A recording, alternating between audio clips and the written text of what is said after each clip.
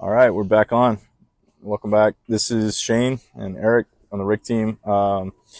Today we are in Long Beach, California, sitting on the back of my sailboat. Beautiful day down here in Long Beach. It was almost 80 degrees, perfect weather. So we just thought we'd catch up with everybody. It's been a while. So what's happening, brother? Dude, I'm sitting here with my right arm just, what's this thing called? That's a winch. A winch. Not the good kind of winch. The winch for the ropes, the lines. Yeah, no, just sitting here looking out the city of Long Beach, and we had a pretty productive day today. I got to say, we haven't done a podcast for a little bit, but it's nice to get back, and I'm really excited to talk about some of the things we're going to talk about today. And after having a really productive day at the Newport Beach First Responder Health and Wellness Program, it was a big insight to me, and I got to see a different perspective from a different program I went to. I know there's a different program you went to. So yeah, just kind of, we're going to talk about anger and loneliness today. But as far as my life story the past couple months, it's been a lot of awesome stuff with the stellate ganglion block. We did a podcast on that a couple months ago, and I could say, man, it has changed my life. And the calmness I have, the gratitude, thankfulness, the work, I didn't stop the work. The work now just sticks. And yeah, I'm really excited about the partnerships we've been doing with Stella, some of the stuff we're going to be working on in the future. And just life is good, man. Life is actually great. Can't complain. I start college finally is coming through. So I'm excited about that. And yeah, man. One thing that I think is freaking awesome though is, I think we talked about this a little bit ago, is, did I talk about my headaches went away? I think you did mention that. With the SGB. Mm-hmm. So if anybody out there suffers from something like that, this might help that. Yeah. Still, I'm great. Same on that? I'm great, man. That's awesome. What about you? Yeah, I mean, I did both the DSRs back at the end of November. I had when this all started and I brought all this back and we talked about it, I had only had the single injection SGB in April and of last year, obviously, when I was at the Center of Excellence. I didn't even know much about it. I mean, I've told the whole story multiple times, but as we partnered with Stella and it grew and grew, we're up to almost 40 people that we've referred through that have gotten the shots, and it's, majority of them, it's changed their life. Like, we were looking at the data the other day. It's about an 83% resolution of the majority of symptoms. Yeah. Majority of those people, it's like a full resolution of their symptoms. Their scores they go from fairly high to almost nothing in terms of like their trauma scores. So we know it works. We know that people are doing the work, and it's cool stuff to see. But I was able to get both my right and my left done at the end of November. So, a lot of questions about like, how long do these things last and stuff. Like, I didn't feel like I needed to go in and do it. But I did it just so that I can speak intelligently about the dual sympathetic resets and to see if it added, and it did. I mean, it added another layer. You and I have talked, I've slowed down how I talk sometimes. Yeah. I mean, I still can get going and talk fast, but, I just, after my left side, dude, I was like sore for like a week. It was weird. I felt like I'd been through like rounds and rounds of jujitsu. Really? A week, huh? Yeah, for like a week, my muscles and body were just kind of achy, sore, like I'd been through a hell of a fight or like a football game or something where I was just, so even though I felt pretty chill from that first shot I had back in April, I must have been holding on to some tension and anxiety throughout my body in different ways. And overall, yeah, still sleeping good, still, feeling pretty calm, like you're saying. Things that normally spin me out way back in the day, I mean, they're still, I just laugh about a lot of it now, and we've made a lot of progress with lots of people. Today was definitely very beneficial. We were able to go down as guests and tour the First Responder Wellness Center. So for anybody that's listening, that's a facility that's located in Newport Beach, is where their actual facility where they do the therapies and the groups and things like that. They also have residential houses where the patients will stay. And there's actually various locations. So we went through kind of the rundown and an overview of their program. It was very cool. So all that information is available online for anybody that is interested. And if you wanted to reach out to one of us, if you need any sort of help or connection with that, we can do that as well. But other than that, man, we're just got a lot going on, a lot in the works. You know that. Yeah, sorry. As you're talking, I'm trying to find the number so at least they can have a number to call and reach out. But it's a Newport Beach, and the purpose of that program is they actually have like inpatient, if you need that, and would you call it inpatient, correct? Right? Yeah, theirs is a residential treatment. Residential so treatment, residential sorry. is different.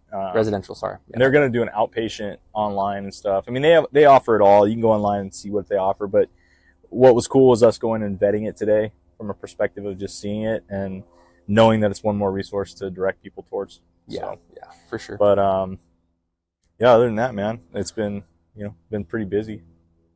Yeah. In a good way. Yeah. So, but we wanted to get back into our topic-driven stuff just to have conversation again. And it sounds like you had some people reaching out to you about specific topics. Yeah. Had a few reach out to me. In the past few months, there's been quite a few tragedies that have happened. A prior department I worked for, we lost a really good buddy of ours. He was actually training for the fire and police motorcycle event, and anyone that's listening to this, you guys probably know who I'm talking about if you're down here from the SoCal area. Jared Shepard, and he was an engineer with Apple Valley and a great guy.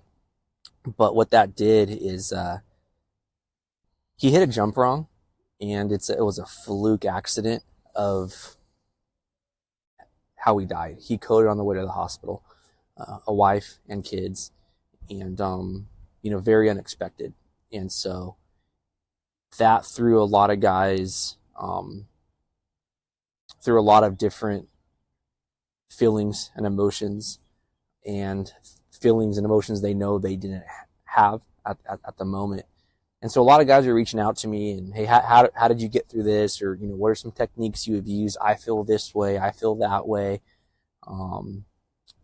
The stages of grief and different things. And a lot of the topics that and Jared Shepard was a close friend of mine. We actually went to Fire Academy together, and we've known each other since we were teenagers. And it's just tragic to lose someone so close and so fast.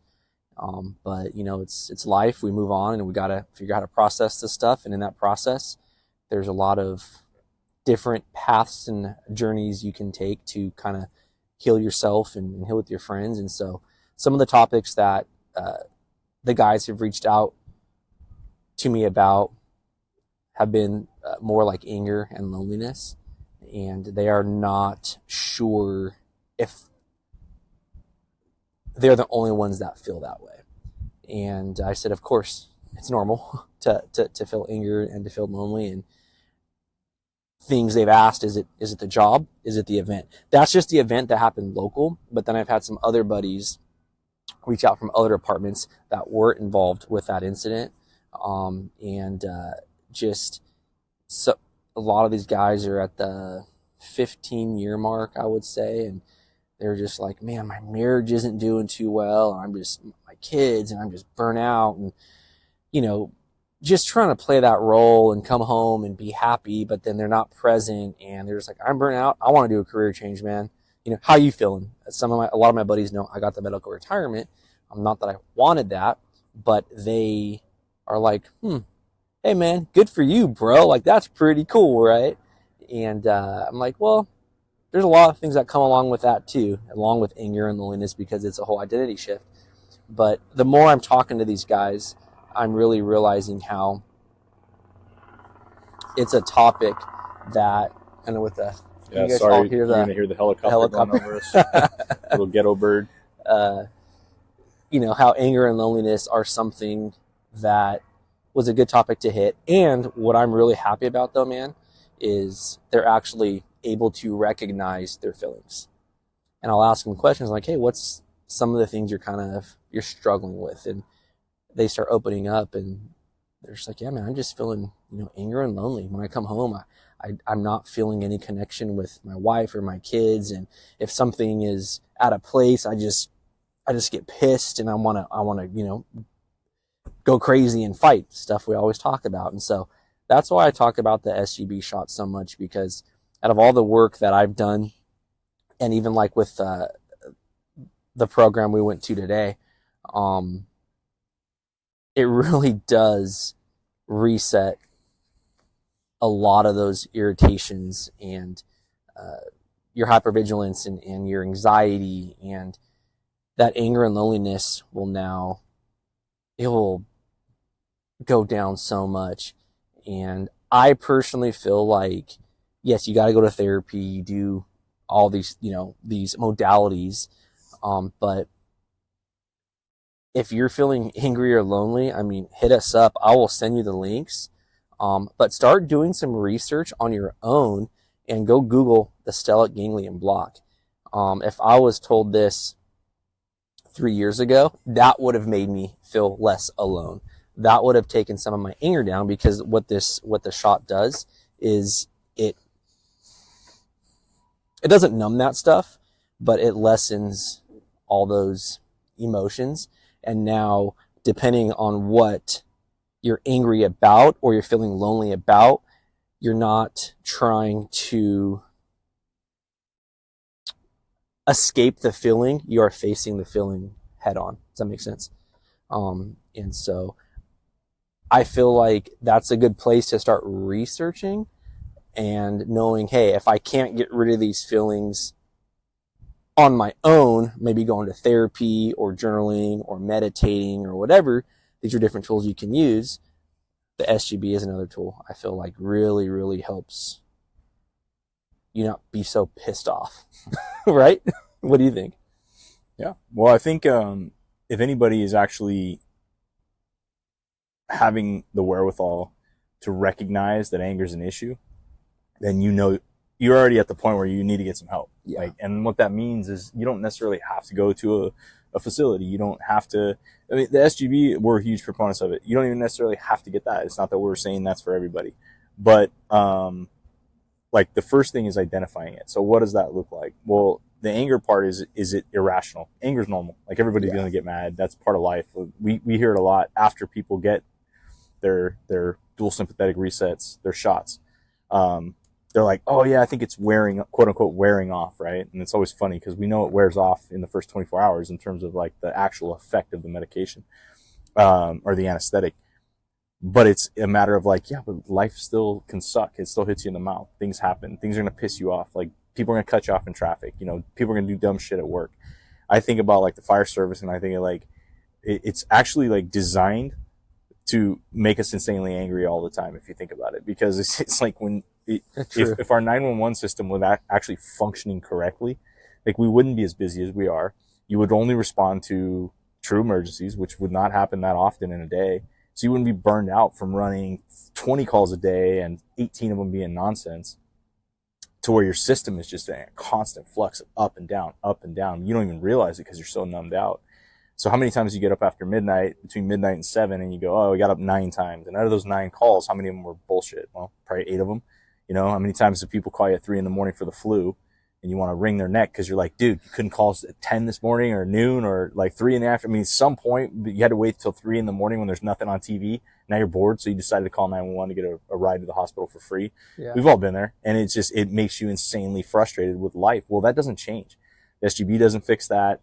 No amount of therapy fixes that. No amount of anything fixes that. Like, that comes to like, you're going to have to at some point recognize that like, that's part of this job. And if you can't figure out a way to like change your mindset on that, I don't see a fix for those things. Like that, that doesn't change when you get mandatory. I mean, it's funny. My department, I can't even tell you, like, if I told some of the guys down here the amount of mandatories they get compared to us, it's out of control. And you know this, you've been up there with us. My guys whine about one every month or two, and there's guys down here getting mandatory 6 times a month, 8 times a month. Yeah. And it's like, I think that would cause some anger. That would probably make me mad when, I don't literally have any control over when I can go home. I mean, you're literally a prisoner at the fire station when you think about it. I was having this conversation with somebody the other day, and I think freedom is a massive value that all firefighters hold, kind of dear. So when you're now have zero freedom. I mean, there's just all these ingredients that keep going into the pot to make this perfect recipe for just being pissed off all the time. Yeah. And it's like, well, how do you change that? Well, I don't see how you do. The fire service is going to change overnight. Mm-hmm. So to me, that's a mindset thing for sure, where you just have to almost like laugh at it. You have to make it into like almost a game with yourself and your crew, and just, laugh at that 8th call after midnight, laugh at going back to the same homeless encampment for that warming fire again. Yeah. That is just nonsense. I mean, there's solutions to those things, and don't get me wrong, I'm not saying everything works that way.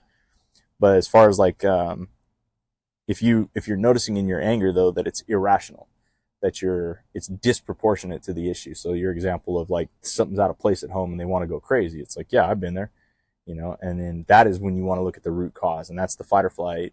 That's where you got to do a deep dive on what's the true motivating factor for your body to get ramped up like that, and that's the fight or flight. I just raised my hand because I don't want to interrupt you. That's good. So everybody saw. I want to just kind of clear up what I was talking about as far as, going straight to the SGB.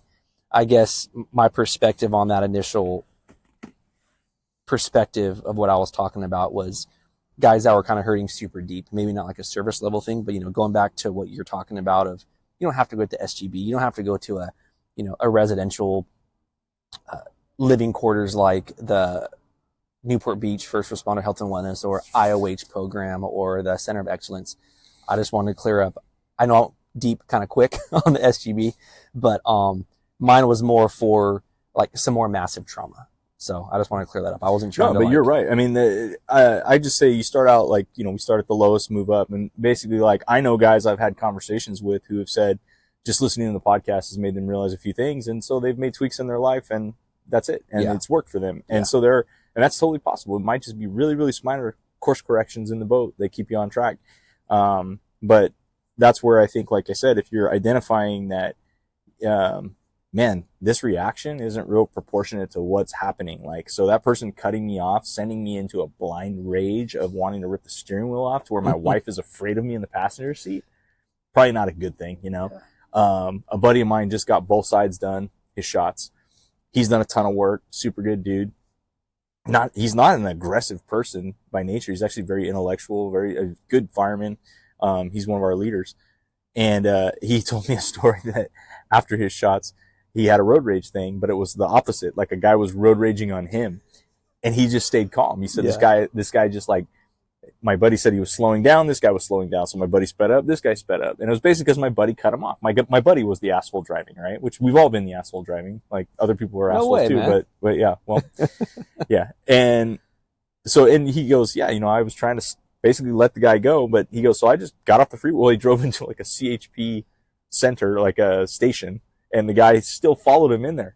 And he got out and was going to like try to fight my buddy. My buddy just walked into the CHP station, was like, hey, this guy's out here wants to kick my ass. He's like, I cut him off. I was so the cops were like, oh, it happens all the time, but we were talking about it and he goes, yeah, it was amazing, dude. I didn't get all ramped up. I felt I felt calm in the situation. He goes, yeah, it sucked, but and that was kind of an interesting story. But whereas that would have normally like set him off, like there's other stories I've heard from him and other people where they've done things in moments where it's like, dude, that was reckless. Like you just got yourself, like you could have been hurt, killed, attacked. I mean, all these crazy things just because their anger overwhelmed them in a situation like that. Exactly. So like if you weren't able to keep calm in that moment, like what would he have done? Yeah. Would he have run that guy off the road? Would he have pulled over and thrown down on the side of the road, pulled a tire iron out and beat the hell out of the guy?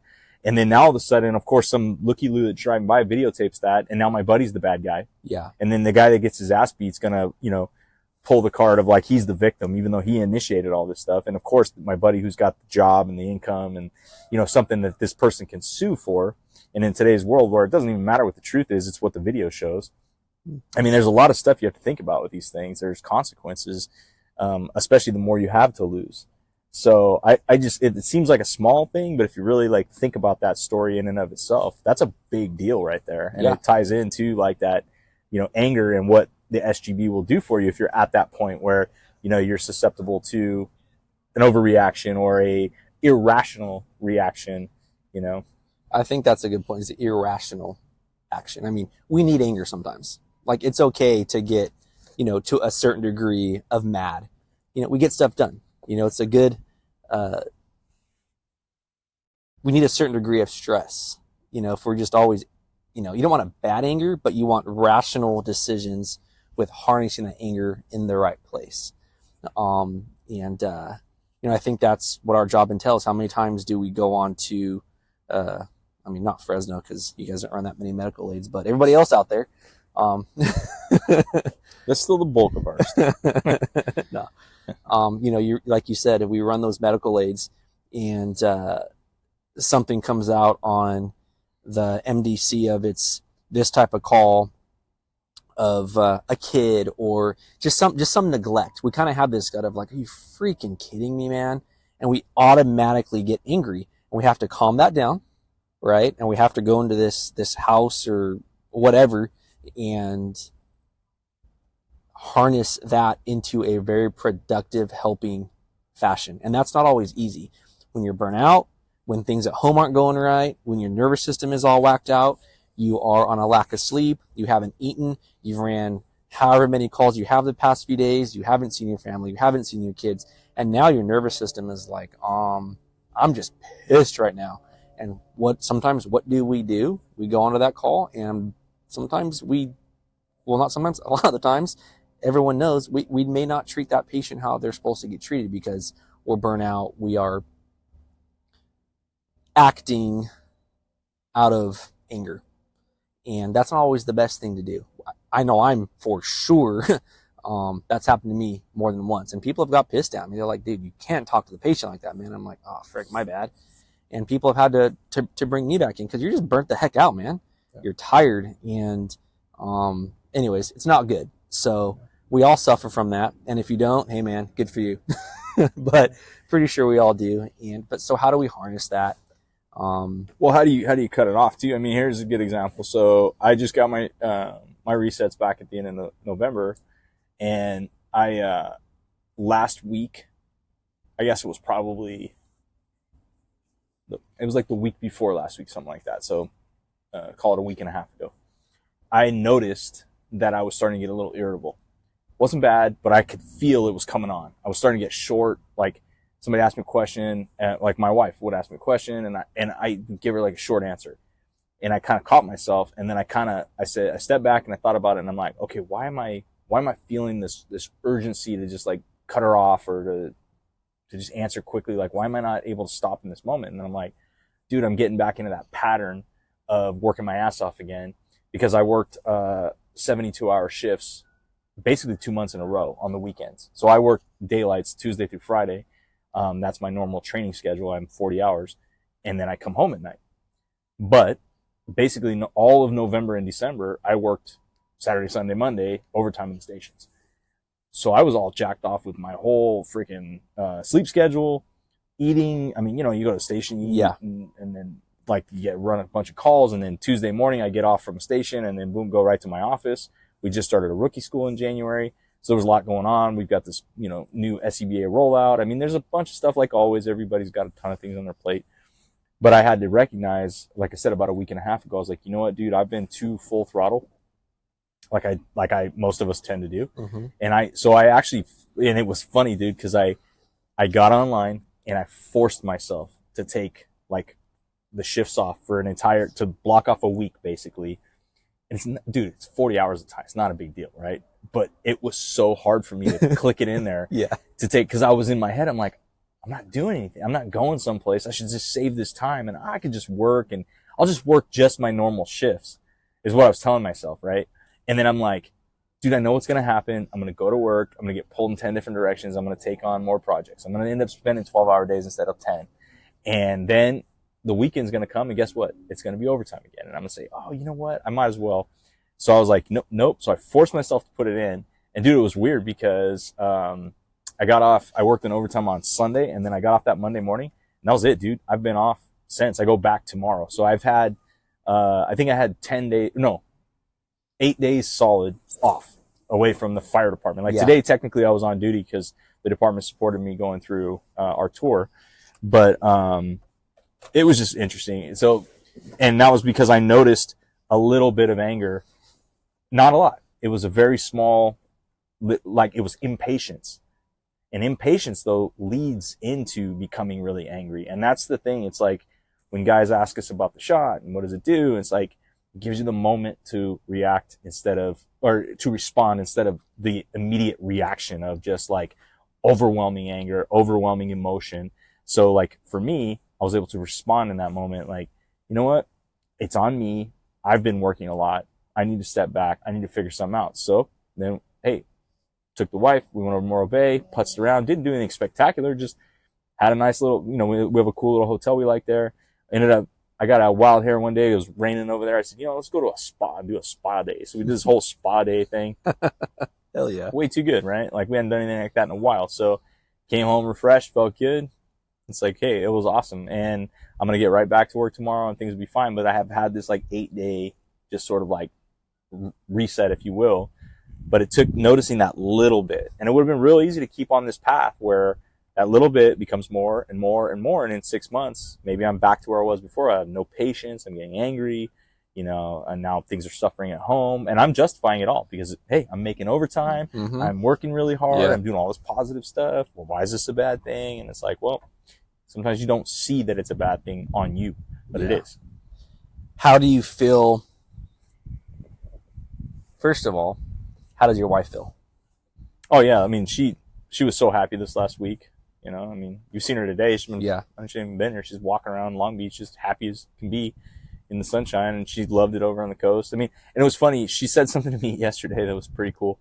We were driving down here, and she said she had this little like epiphany, and she said, "I figured out what my therapy is." And I said, "Yeah, what's that?" And she said, "Being with you." And I started laughing. I was like, "What do you want?" What are you buttering me They're up pretty for? simple though. But yeah, I mean, I was being a wise ass, of course, but yeah, I started thinking about it and I was like, yeah, it's kind of like mutual where, we just have fun together. We're stupid and silly and just have fun. And like I said, it was kind of funny. I don't know if funny is the right word. It was cool in that moment to hear her have that epiphany, but at the same time, it's weird when you think about it because it's like, it seems so simple, but it was a big revelation to her that it was like, so, to me, it reinforced, like, I made the right decision to take that time off just to be with her. Even though, again, we didn't do something spectacular. We didn't get on a cruise ship or fly to some tropical island. It's like, dude, last night when we got here to the boat, I told you, we took the boat out for 2.5 hours, I think, all we were out. I mean, we barely went to the lighthouse just off the breakwall. It's not like it was some big voyage, I think we did 4.5 miles total, but a spectacular sunset, flat glass day, like unbelievable colors. And she was just over the moon. I was too. It was just so nice just to get out on the boat, have the breeze in my face. And it's just those little things like that. But, no, I think that's great, man. I mean, this conversation is going in a different way, but I love it because anger, a lot of the things you hear with anger is my wife just doesn't understand. What do we do? You said it was nothing spectacular, right? Because what do we typically do as guys? Oh, I'm going to go buy you this. I'm going to go on this badass trip over here. Let's go do this cool thing over here. And I think a lot of the times what we do is we have to be extravagant to try to please the other person, your mate in particular, or, your significant other, I think is the correct term we can use now. But simple things are sometimes the biggest treatment. And I think it's awesome that you recognize that, dude, because it took me many years to recognize that, because how would you have reacted prior to the shot? Oh, yeah, no. A year ago, I'd have been pissed at her. Yep. No, that's what I'm saying. That's why I think it is very relevant to anger, because the guys that ask us these questions about like, well, how do you do this? It's like, well, dude, it's an everyday commitment. And it means that like, when you notice something small, you can't ignore it. Yeah. You can't just dismiss it like, oh, I just had a bad day. I was a little irritable. Maybe I didn't sleep good or whatever. I didn't do that. I actually took it and looked at it with a microscope and was like, okay, am I making a bigger deal about this than it is? Or does this on the chessboard lead to something bigger? And then I was like, yeah, this will lead back to resentment. Exactly. Back to anger, back to you don't appreciate shit. I'm working my ass off, exactly. blah, blah, blah. We've all heard it. We've all done it. And I'm like, you know what? No, I do have an obligation to disengage and not respond to every text, every call, every email, because she is my wife, and it's like, no, she's my priority, as it should be. And I agree with you. Like, it's funny. Like, I think what we did was awesome. right? We had a great time, and it's super fortunate. But yeah, I don't classify it as like amazing because we didn't like sail around the world or go to like some amazing island for weeks on end. But it's just one of those where, my threshold, I suppose, when I look at it now, I'm guessing every 2 months, I'm going to start doing kind of almost like a wellness check on myself of like, where am I at with my patience, my irritability, my sleep Yeah. schedule, am I eating? I told you I haven't been eating great for the last few weeks. And really, when I think about it, it's probably even the last couple months because of that weekend schedule in the firehouse where I'm eating 2 big meals with the guys. And because it's weekends, a lot of times we're doing meals out and stuff. And so, but it all matters. It's all little, it feels like a little thing, not a big decision in that moment, but it's like they stack up. Yep. And that stack up eventually leads to the anger, because then you start to feel like, man, there's so much going on, and you feel like you're holding it together. And most of the time we're pretty solid at work. It's home that's suffering. And so then of course your immediate reaction is to defend it with how good you are at work. And so then you put it on them, and it's like, yeah, I mean, our significant others have to meet us at some point in terms of like understanding what we have to deal with in our job. But it's also not, I love it when we had one of our wellness nights. I think I've said it before on the podcast. One of the wives said it, I thought, just beautifully. And she said, I will not live in chaos so that you can feel normal. And I've never forgot the way she said that. And I was just like, man, that's perfect. I should not ask my wife to live in chaos, because I would love to live in chaos. That feels good Right? to me. That's right at home, baby. Yeah. But no, it's not even rational to think that way. No, but it's there. Yeah. It's not healthy, man. Yeah. It's not healthy. And, that's one of the things that, well, there's numerous things, but something they talked about, at the wellness, center today was that spousal support, because exactly like you said, it's like we choose to be firemen or first responder, whatever career path you take, but we choose to be in chaos. That keeps us busy. The majority of us, when we're sitting here, we're not, I mean, I can now with the SGB, but prior it's like we're always on, like we're like hyper vigilant a lot of the time, so it's hard to relax. So we take that stuff home, and your wife or your significant other is just like, can you just chill for a sec? That goes to anger. Like, what the heck? I am chilling, right? Then you'll get pissed at that or whatever. So, that can then lead to loneliness, I've noticed, because now you feel alone because they don't understand you. Yeah. So now that anger is like, what the hell? Like, this person doesn't get me. My family member doesn't get me. Boyfriend, girlfriend, significant other, whatever. And now you go into this lonely state, and you're like, well, I'm just going to freaking go work. So now you're angry. Now you're going to go back to work because you feel lonely at home. Nobody gets you. Your family doesn't get you, whatever. The guys at work understand how I feel, because now they're talking about the same stuff. They're angry and they might be lonely. And now you guys are just feeding off of each other. And then boom, it goes to these divorces. It goes to alcoholism. It goes to whatever it might, whatever paths it might go down. So like you said, being proactive, man, and really realizing exactly what you just did can solve so many things. It's not going to solve everything. Sometimes things just are what they are, but if you're able to recognize those triggers, and you're able to recognize, hey, I need to force myself to take some days off, 2, 3, 4, 8, 2 weeks, whatever it is. If you've got some time on the job, we've got sick and vacation, to use it. That's what it's there for. And, we do not need to bring our families down with issues that we need to work out within ourselves. And, that's an important thing to recognize for people that are, if you're still trying to wrap your head around things like the fight or flight, let's say, choose that as an example. That quote that I told you, that guy's wife said, I won't live in chaos for you to feel normal. Well, think about that for a second. So I come home and the house looks good. It's clean. I mean, my house is rarely ever dirty. My wife and I keep it very nice. Just watch out for the fingerprints on the fridge, dude. I know, right? See, I know. Can't have guests over. That's the problem. Man. But you come home, as you said at the beginning of the podcast, something's out of place. Now you overreact, right?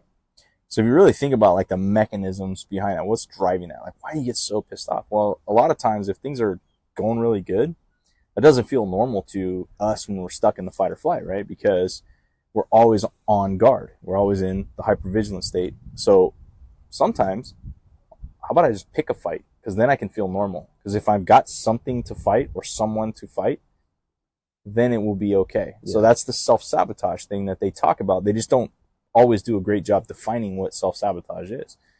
Anger is self-sabotage. I mean, anger is one of those things where it's like, it's a defense mechanism. You can probably trace it back to when you were a kid.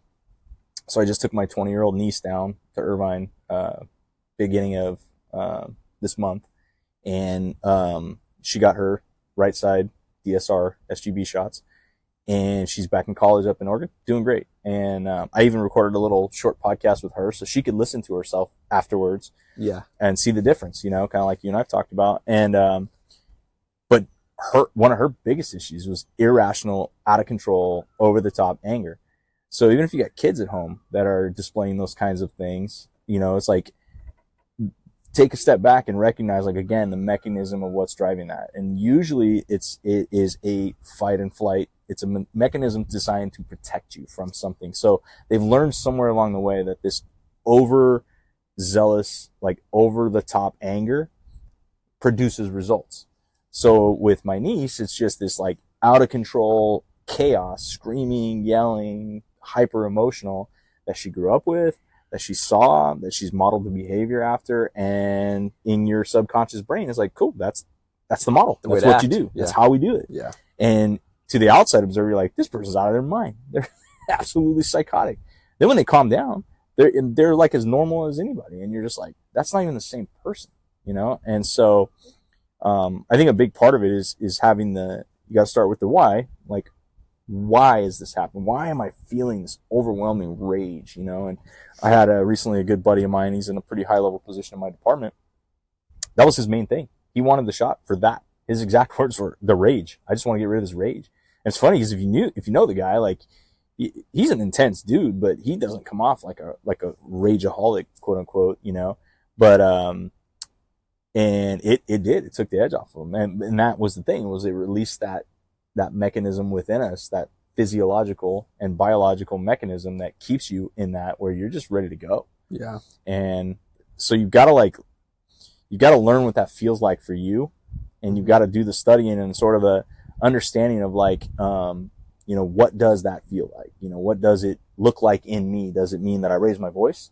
Does it mean that you shut down, that you just ice everybody out, right?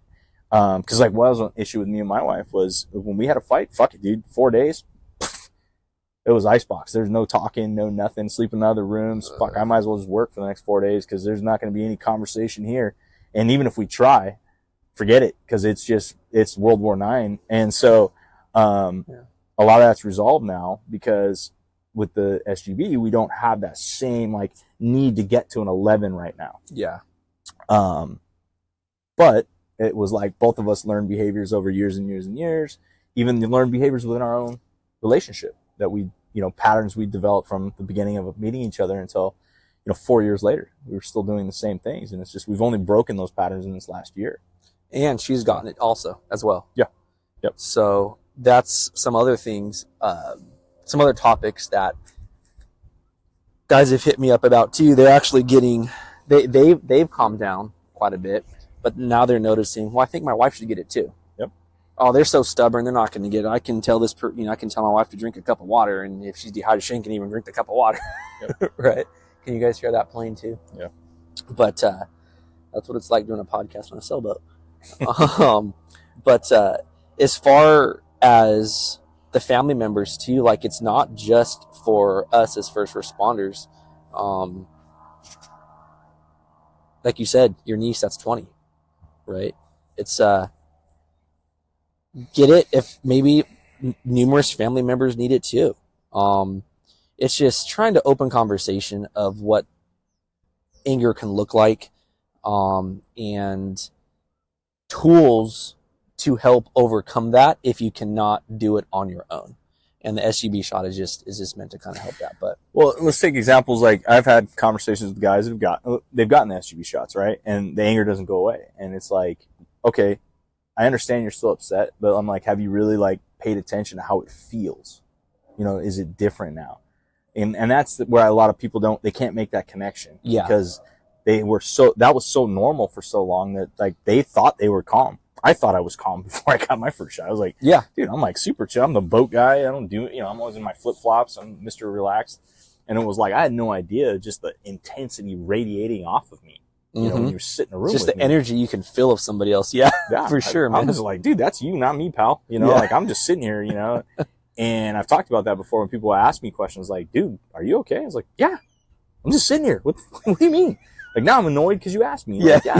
Like, sorry, I'm not sitting here smiling like an idiot. What do you want me to do? But to anybody that's wanting these answers on like, how do you deal with this? It's like, well, I think that you need to take stock too of your life. Like after you get your reset, look around. I mean, sometimes there's things that need to change in your life. Like maybe you're not happy. So there, the person you're with might not be the right person. Exactly. It might be time to move on or to look at maybe some intensive work between the two of you.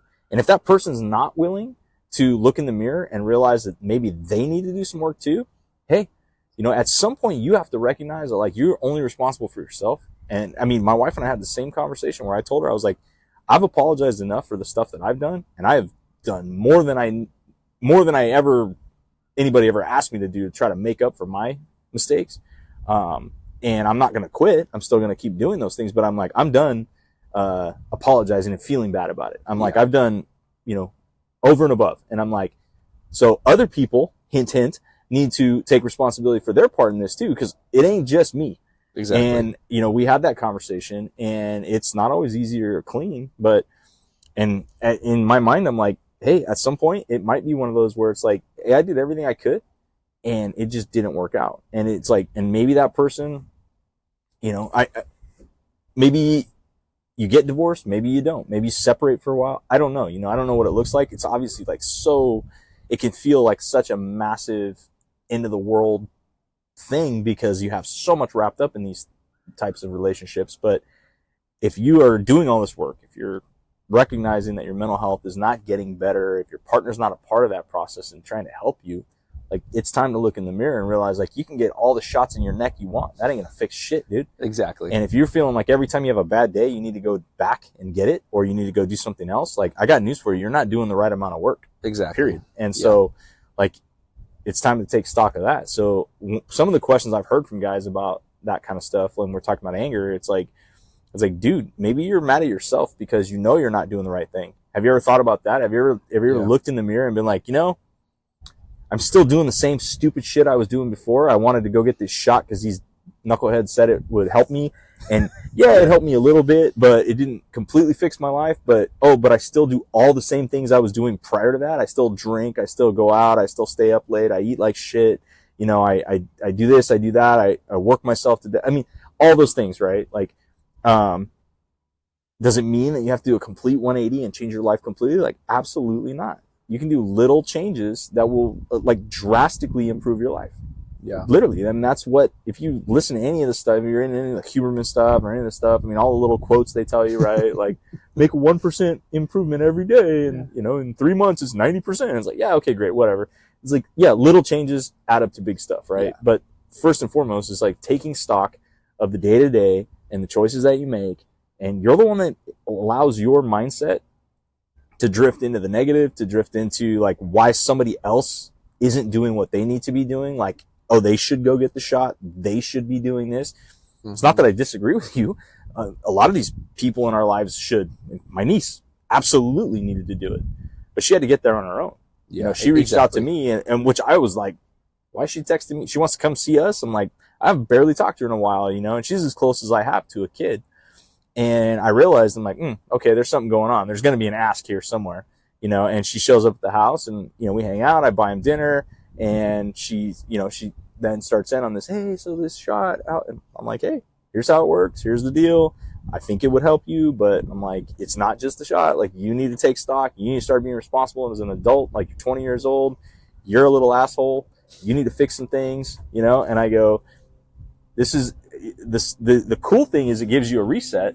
The hard part is that now you don't have an excuse for being an asshole anymore, so like, exactly, you get a get out of jail free card up to that point. But once you like learn about this and you in my opinion, at least, you put the time, the money, the effort in to go do this, and you're still being the same. It's like, dude, I don't really have a lot of sympathy for you. Yeah. You know? So, you can go back and do your left side. If that doesn't work, they've got other stuff. We know people who have gone through the ketamine protocols. Those are pretty effective as well. It works great with the shots. After the shots, you start with the biological reset.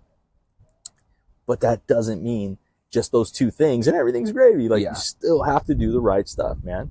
Yep. And it's just like, and then that's another thing is like, if your happiness is so wrapped up in a relationship with someone else, like there's something missing with you that you got to figure out, because you're not happy with you. Like, I see it a lot. I mean, how many times you see guys get divorced and they're hooked back up within a month, 2 months, another divorce. 3 months, I mean, I know guys that aren't even divorced and they're with people already, right? There's not even like ink on a piece of paper. Yeah. And dudes are doing that. And I'm just like, okay, brother, I get dating and having fun, but I'm like, man, if you're just looking to like jump right back into the next thing and you still haven't actually fixed what's going on with you to where you feel comfortable and like where you want to be, what you want to do. Because that's another thing too. It's like taking stock of your life includes your address. Are you happy where you're living? I mean, Can you make a change? Yeah, most of us are fortunate enough that we can. You may not think so, but if you are willing to look kind of abstractly at things, like you can do things that other people can't. So, and I think that leads into anger, because you at your subconscious level, like you're the one holding you back.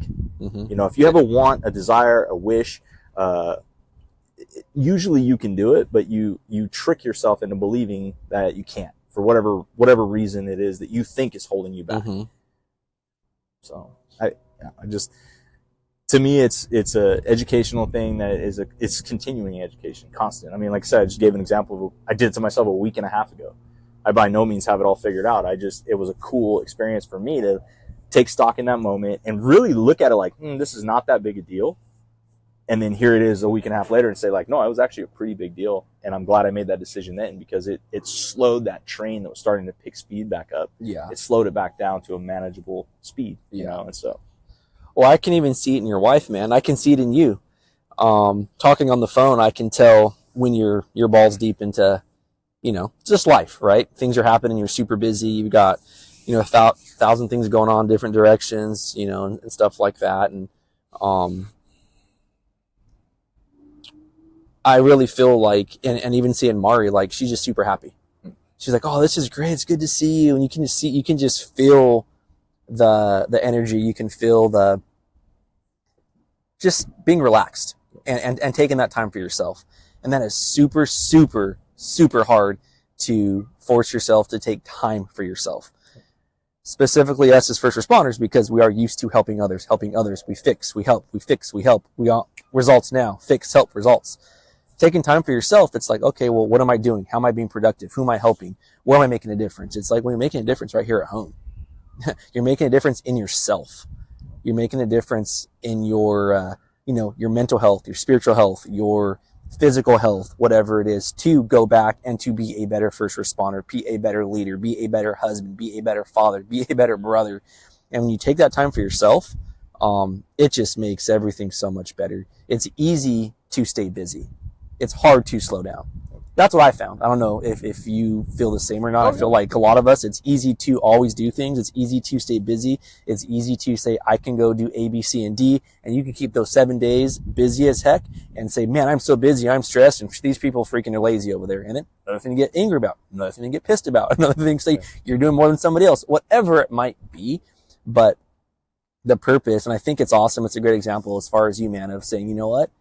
Damn, how'd they go on the computer and say, force myself to take some time off. Mm-hmm. And, I follow your wife on Instagram, and it's like to see how happy she was. She's posting photos all day and just stoked, and, you guys smiling together. It's like, to me as your buddy, like that to me, love is the biggest wealth in my eyes. I know we've all heard that before, but it's like, you can do a ton of things on your own. I know a lot of people that are like, when they're truly not trying to escape from something, alcoholism or, whatever it might be, if they're partying, doing their thing, cool, whatever. But you can do a lot of things on your own, but there is still some type of loneliness that you're missing, because we are meant to be with one another. if we go to a station where we do not get along with the crew, we're going to be like, we want to work with people we get along with, right? Because we're going to be like, we are community. We need our tribe, if it's at the house or if it's, out with our friends or if it's, on the job. So, I don't know, just for me, my perspective outside looking in, I even see a difference in the marriage, dude. And I gotta, like, you're my buddy, but I want to commend you, bro. No. Like, I know that's, and everyone else listening to this, like, take note of what we're talking about, because I think a lot of us, and I know a lot of us go through the same stuff. When you go and with your wellness nights, you're hearing wives say the same thing. You're hearing, maybe kids say the same things about their father or their mother. Take note of where you are. Listen to what your spouse is saying versus getting pissed off right away, and say, like you said, take note and take that initiative. Look yourself in the mirror and go, what can I do to make this better? Sometimes you can't. Like you said, sometimes the scenarios are just bad, but why are they bad? Is it both you guys? Is it just you? Is it where you live? Is it your paycheck? Is it your crew? Is it the department you're working at? Whatever it might be. I'm not trying to be a marriage counselor or a therapist, but I'm just straight up talking about real life stuff that we all deal with. And when we hear other people talk in the same way, we can resonate with that and be like, oh, cool. They tried this. Maybe I can try that too. So, well, I think understanding is like one of the keys to kind of resolving anger to a certain degree. So there's a guy that when I was in the Center of Excellence, man, he was one of my favorites. This guy was just an absolute 10. And it's probably the third, fourth, fifth night I went to the AA meetings there. I've talked about those in a past podcast about, like, that's where we did a lot of our work, or we just shared in a big group. This dude just randomly shared one night, and he talked about a big event that happened in his house and what led him sort of to come to the Center of Excellence. So a lot of it was driven by drinking, but he had basically had a night where he just lost his shit. And he didn't do anything like physically to his family, but just the rage coming out of him. He was just yelling and screaming at everybody. And he went down, the way he described it anyways was like, like hulking out, just this, and he was a pretty stacked dude, big buff kid, like tough dude, truck fireman. And, he's like, yeah, man. And I just was so pissed. And I went down the hall, and my daughter locked herself in the room, and he was just beating on the door, I guess, and I guess the wife and the other daughter were like videotaping him. So then for him to see that the next day when he was sober was just so embarrassing and horrifying that it kind of set him on the path for going to the Center of Excellence, from what I understand and what I remember of him talking about this. But when he told that story, I remember like just the shame and the guilt that he had from that. And him and I had a lot of one-on-one conversations. And one of the things that I talked to him about that I thought was interesting was, I was like, well, have you ever talked to, because I don't want to get into his personal stuff, but basically like he had two daughters, and they were both married, but both living with him, both young kids in their early 20s. And he wasn't exactly fans of the people they were married to. Just leave it like that. And I just said, well, have you ever talked to these people? Have you ever like just tried to get to know them and their background and like what makes them tick and why they're not like you? And, cause you want them to be a certain way and do certain things. And I'm like, and that's just not how things work, man. And yeah, it was funny cause like, he's like, no, I've never, he's like, it's my house. And I'm like, no, I get it. But I'm like, they're human beings. Like that's, in order to dissolve some of your anger, like maybe, like imagine how terrifying you are to these kids. Yeah. They're 20 years old, dude. I'm like, you're no joke, man. You're a solid dude, man. And like I could see you getting fired up and being kind of scary. And I'm like, imagine how terrifying you are to them. And he just was like, he never thought of it that way. And I don't think most of us do realize like how terrifying you can be as a fireman when you're at home and you're just letting loose, like you're, on the side of some road yelling at a homeless person or whatever on the fire, I mean, it's just like, and it sounds funny, but it's not, right? And then, and the thing is, it's like, so why? And again, start with why, like dive into like, what is making you so mad? And I think with firemen, a lot of times it's when we don't know something. And then, so when we talk about education, and there's no like easy one size fits all answer. And that's why I was saying, like, it seems like a small example, but it's not. It's a big deal to recognize, like, hey, this just this little bit of irritability and impatience and me feeling this way is a sign now, is a warning sign for me. So it's almost like, you know, you'd catch an engine light come on real quick and you'd address that really fast. So I've tried to like bookmark that in my brain as an engine light warning for me, you know? No, that's a good point, dude. It's, we, you know, many departments, we do the yearly, health and wellness or, you know, blood work, and you do your physical test every year, and you know, you're fat, and you do the EKG and your breath work and stuff like that. And it's so, a lot of us do it. Why? Because, you know, we get a little bonus. Okay, cool. If you participate in this, you're going to get X amount of dollars or whatever added to your paycheck, right? Whatever. So you go and just reach your minimum score. So, oh, I can get an extra whatever, you know, at the end of the year. But really what you're doing is you're doing a checkup on your body. And in some of those tests, I'm not sure how, you know, out in Fresno, but I know with the departments I've worked, oh man, you got a heart issue, man. Something's going on. If they never did that checkup, they would have never known. They would have just kept living their life.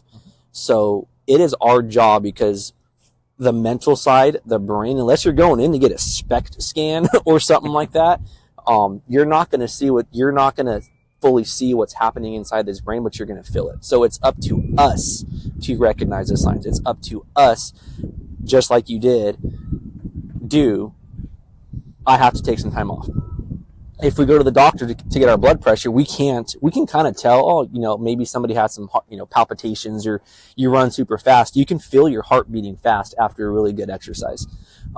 If you have a lack of sleep, I'm tired. So there's signs we have. You go get a checkup at the doctor, you get your blood level, something's off, right? So you get your blood work done, so you're able to address that issue. That's the thing I've noticed with the brain in particular, the mental health side, is we can't really run those diagnostics. But the diagnostic you just did is what you did to make sure that you're running the best for yourself and for your family and the job. So that's kind of how I looked at it. And you have to be really in tune with yourself. And I think the more we've had these conversations and the more getting into this mental health side, I'm realizing, I think you're realizing, a lot of people are not in tune with themselves.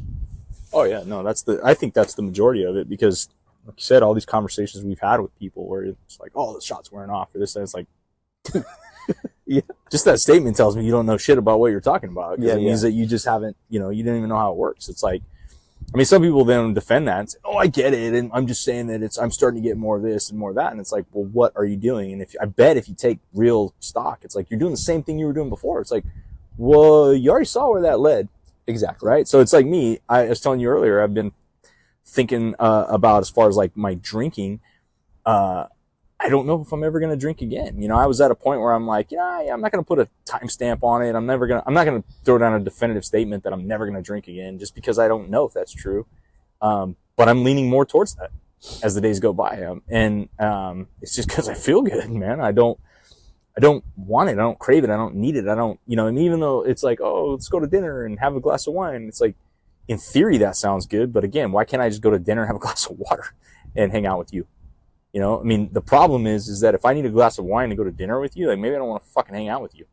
You know, it's that simple. Yeah. I mean, I'm laughing, but it's true. I don't mean to laugh. I know it's true, because it's what we do. Yeah. No, I said it to be funny, but you know, it's exactly, it's one of those deals where like, buddy, both of ours, who got the shots, you know, him and I were talking, and we ended up talking several hours on the phone. I hadn't seen the guy in 5 years, you know, and I mean, he's an acquaintance of mine, and he's more of a buddy now after that conversation, but we were both laughing on the phone because we're like, dude, if we were at the bar right now, we'd be on our 6th beer, starting to get tuned up, starting to tell the same bullshit war stories, start talking about, let's fucking throw darts, play pool, chase this girl, you know, I mean, by this point, we definitely have had 2 shots at least, right? And, let's eat some shit food, maybe, if not, just drink our food the rest of the night. Pretty much. And, yeah, I mean, it's just like the same story over and over and over. So it's like, man, I've seen where this movie leads. And it's just like, so if I go do that again, who's that on? And does that mean that if I got buddies that do it, there's something wrong? Absolutely not. Dude, like, have at it. It's just like, for me personally, the more I think about it, the more I'm leaning towards like, yeah, I just don't really even see a need for it in my life personally. And, but I'm also like, I'm still just kind of navigating that one, you know? And I think that that's a big part of this whole process is just, you know, learning how to diffuse, all those negative thoughts, all those things that suck you back into the patterns that, you know, you think you need or you think have to happen. And, yeah, it's just a balance, constant balance, you know? Yeah. No, it's so true, man. I think anger and loneliness they just go hand in hand, because you're angry because you want to, you know, you want to feel something. You're lonely, you want to feel something. So, you know, like you said, you go to drink, and I think that wasn't my issue. But I think in the fire service or in the first responder realm, or just this kind of job, I think, alcohol is a very, very big, it's honestly, it's sad to see, man. It's a big issue. And, I'm not, hey, go do what you got to do, but just calling it out for what it is. When you know, you said the word process, this mental health thing, or the brain side.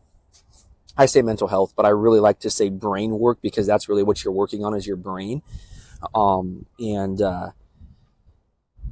Alcohol is very toxic for the body, man. I mean, there's studies and studies and studies and studies that show that. And like you said, you with saying, I'm not sure if I want to drink again. It's not telling people not to drink. There's nothing wrong with having a beer, having some whiskey, or having a glass of wine. That's not what I'm saying. What we're saying, it's like, do what you got to do, but it's that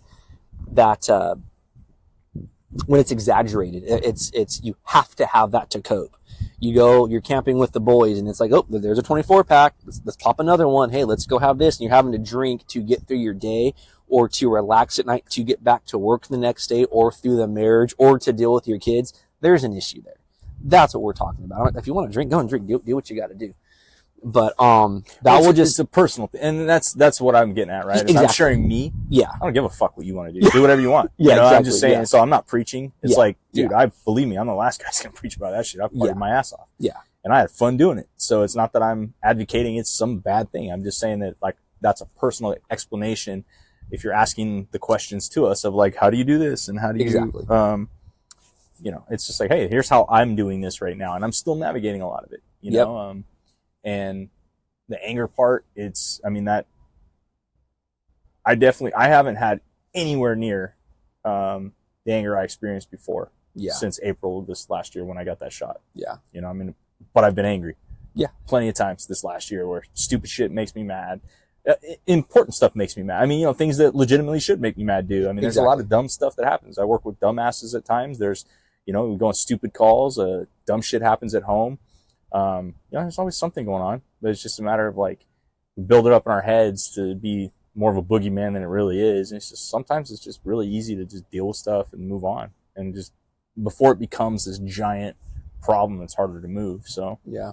And for me, that with the booze, that's where I look at it as just like risk versus gain. I'm like, fuck, dude, it took a DUI to wake me up. And it's like, not that I'm worried I'm going to get another DUI, but I'm just thinking like, what value would booze add to my life? You know, and at this point, I just can't even, I literally am trying to find positives and I can't. Yeah. You know, so that's kind of like, hey, stupid, pay attention to what it's telling you. Yeah. So the same thing goes for you, like whoever you are out there, whatever you're hearing, it's like you usually know what's going on. You usually know what you need to do or not do. And so like, you know, when you're asking people how to do this stuff, it's like you probably internally already know the answer. And if you're looking for an external validation, it's hard to do because nobody can read your mind. So it's like, if you're not happy in your marriage, there's lots of stuff you do to address that, right? If you're not happy with, you know, your weight, your diet, your drinking, your this, your that, your job, your lots of different things to look at, you know, where you live. You know, it's like the pill's not going to fix it. The shot's not going to fix it. Go talk your ass off in therapy, not going to fix it. Exactly. You're still going to come back to this environment you're not happy in. And you're still going to continue down the same path that you're not happy in. And that, you know, I think, we didn't really talk too much about the loneliness aspect of this that people wanted to talk about, but, that's a weird one for me. I mean, I lived on a boat by myself for almost 10 years. So I suppose I've spent a few minutes alone. But I usually liked solitude, you know? I've been lonely, sure, but not crippling, which I know exists. Yeah. You know? And so, I want to go back onto your, the shot doesn't fix a marriage. I have had people reach out to me and they're like, damn, dude, my wife just pissed me off. I thought the shot was going to help with that. Yeah. And I'm like, dude, that shot's isn't a therapist. The shot isn't going to fix. Did you measure the level of pissed off that you were at Yes. versus what you were at before? Yeah. Oh yeah. Yeah. I didn't want to rip the fucking door off the hinges. Yeah. So it helped. There you go. So Yeah. it worked. Like, Yeah. people still do things that make us mad. Exactly. You know? Yeah. And another thing is, like, turn the fucking news off, man. Just stop feeding into, like, the negativity constantly around us.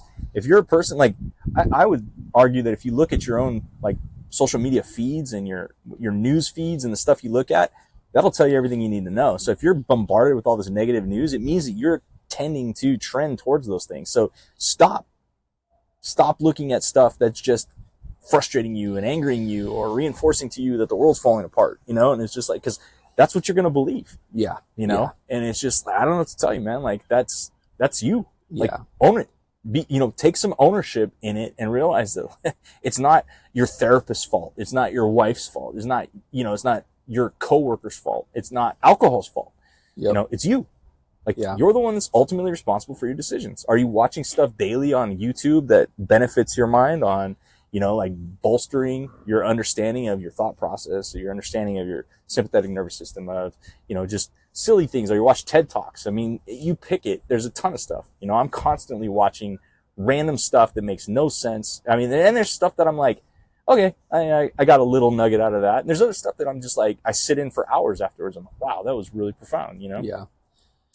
But that's a choice. Like, Yep. I could easily go down the rabbit hole of just looking at boats or something, because I like boats. And it's just like, oh, there's a place for that too, but I intentionally seek out the positive things that are, trying to, like, force me to grow, force me out of a comfort zone to a certain degree. And what you just said, dude, is huge. That word intention. I think, a lot of us are goal driven. We have to reach this specific destination or this specific goal, and we're not going through the process. We're losing the intention behind what we're doing. Yeah. And when you set your intention for the day, if you're feeling angry or lonely, just some tools to help you out. We can talk all day, but it's like, how can I feel less angry? Okay, cool. Get the SGB shot. Okay, cool. Work on the internal self. Okay, cool. But what do you do? So a good thing to do is set your intention for the day versus I'm going to have this goal by the end of the day. That's great. I'm not saying not to have a goal, but there is a big difference between having your intentions, how you want to act and think throughout the day to get to that specific goal. That's where the work is made. It's not just reaching the goal. Yeah. So when you set your intent, and this is a lot of the stuff that when you start putting the work in, like you said, with your mindset, it may not seem that big to everybody listening. A freaking intention versus a goal. I don't give a crap, dude. What the hell is this freaking guy preaching? No, it does make a difference, actually. It really, truly does. And when you're saying, okay, my intentions for the day are to be less angry. My intentions for the day are to seek out happiness versus feeling lonely. My intentions for the day are to be a better communicator. My intentions for the day are to eat healthier. My intentions for the day are to be more present. So now you have these intentions for the day, and at the end of the day, the goal is already going to be met. Yeah. So it's the process. So that's kind of just what I wanted to talk about as far as that. So yeah, no. And once you set it, I mean, then it takes effort all day long to make sure you're following through. It doesn't it's not as easy to wake up, I'm going to do this today, and then you still do the same stupid shit you do every day and expect to change. It's just not going to happen. So that's where, I don't, no, I think, it's kind of like normally with our podcast is took a life of its own, but, I think maybe the loneliness one we can revisit in another like separate episode, because that's probably like a bigger topic on, I would actually be interested to explore yours with you and Sable to a certain degree, because I'm sure you can talk about a lot of that stuff. And then, in that context, at least, like I said, that's not something that I haven't really struggled with a lot. Yeah. And I don't mean that in a tough guy way. I liked living on the boat by myself. I mean, I like people. I spent a lot of time around the world with lots of cool people, but I spent a lot of time on the boat by myself, so, Charles Bukowski has some great quotes about, loneliness and freedom, and, is it freedom or is it loneliness? So and there's some cool stuff out there. But yeah, I think, no, this is good, man. I think the wind's picking up, so I don't know if our mics are picking all the wind up, but I want to give a couple more little, just maybe tips that can help people. You brought it up with your feed on social media. In the morning, guys, just try it out, or women, men and women. Maybe set yourself out, or set an intention, or whatever, however you want to talk to yourself, for the morning. Maybe your first 10 minutes, 20 minutes, 5 minutes.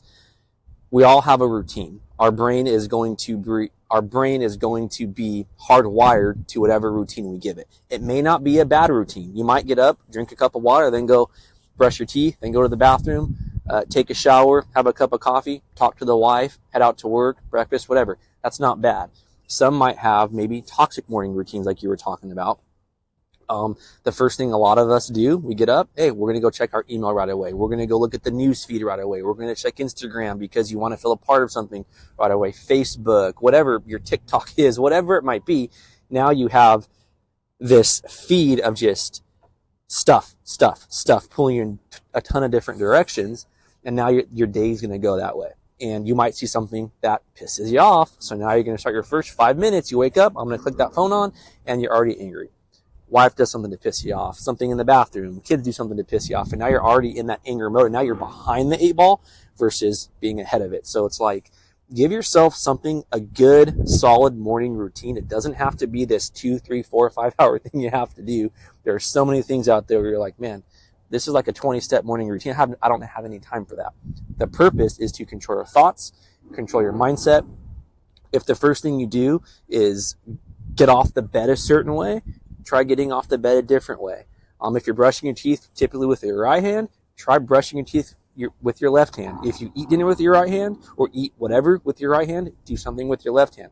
What it's doing is you're trying to get to those neurotransmitters in your brain to then challenge yourself to focus on something different that it's not used to. It doesn't have to be complicated, but those things make a very big difference in your brain and your neural pathways to help yourself overcome challenges and to critically think and focus on things that matter versus just going to be pissed off right away. So if you find yourself getting angry, in the morning, give yourself something positive to do. And maybe it's not scrolling something. Maybe it's just getting up and say, I'm going to do a quick 2-3 minute breath work, and just do a little quick meditation in the morning and give myself 5 things I'm going to be grateful for, and then go start the day. Then go do your routine. It can be a 20-second thing. All you're trying to do is switch it up out of your normal routine to get your brain to think a different way. Does that make sense? Mm-hmm. So, just trying to give you guys some different tools to help if you're struggling with that, because a lot of guys have come to me and be like, hey man, what's your morning routine? What have you done to get out of negative thinking? Or if you're so, pissed off and angry, those are the things I do. Maybe if you don't think it, write it down right quick. Go into your notes pad and be like, you know what? I got a great night's sleep, or I'm so thankful for this bed right now. I get to go do whatever. I woke up today. I get to walk. Just start focusing on those things, and right away, it's not going to fix everything. But with repetition, with that self-discipline, those little things, like you said, that 1% better every day leads up to this. And those things do matter. And so if you're struggling with that, just try those things, and it'll work if you stay consistent with yourself. So that's all I got. Right on. No, that's good, man. I think that's really solid. That's well, we'll close it out with that. So yeah. So how can we reach you again? Oh yeah, same. Same. ricfirecaptain@gmail.com. Yep, and you can reach me at epadgettcoaching@gmail.com. So we thank you guys for listening. Hope you guys got something out of it. We know it took a little bit to get it flowing, but hey, it's been a bit. So thank you for listening, and we'll catch you guys on the next one.